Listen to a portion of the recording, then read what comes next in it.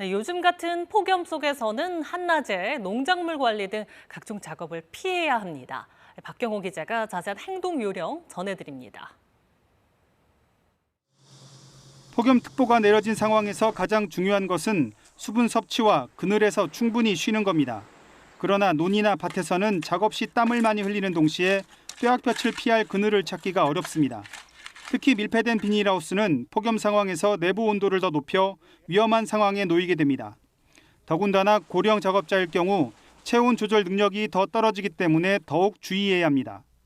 폭염 피해를 줄이기 위해서는 우선 한낮 작업은 피하고 꼭 필요한 농사일이라면 보다 선선한 아침이나 저녁 때 일을 할 수 있도록 일정을 조절합니다.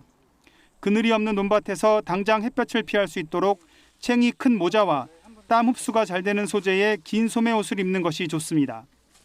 외부 온도가 섭씨 30도가 되면 비닐하우스 내부는 45도를 웃돌 정도로 고온이 됩니다. 작업 중에는 비닐하우스의 문과 창을 열어 환기가 잘 되도록 해야 합니다. 비닐하우스 안에 온도계를 준비해 내부 온도를 수시로 살피고 휴식 공간을 마련해 자주 쉬어야 합니다.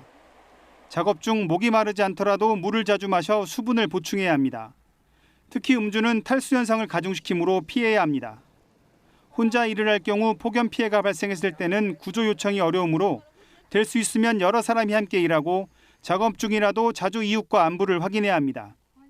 그러나 이렇게 일하다가도 체온이 오르거나 땀이 나지 않고 두통이나 어지러움을 느끼는 등 증상이 있다면 우선 119에 신속하게 신고하고 즉시 작업을 중단합니다.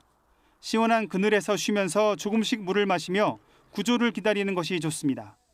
KBS 뉴스 박경호입니다.